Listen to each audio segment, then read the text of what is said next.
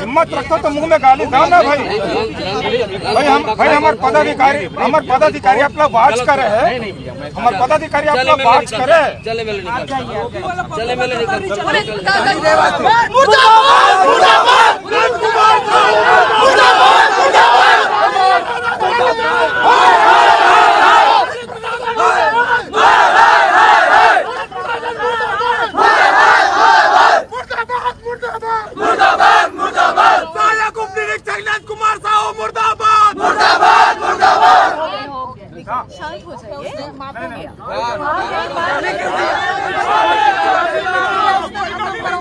हो गया।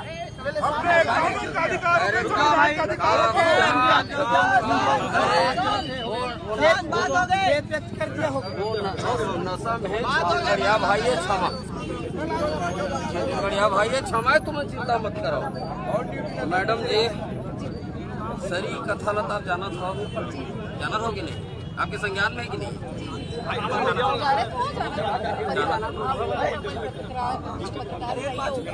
हाँ, ऊपर से दिया है एक संगे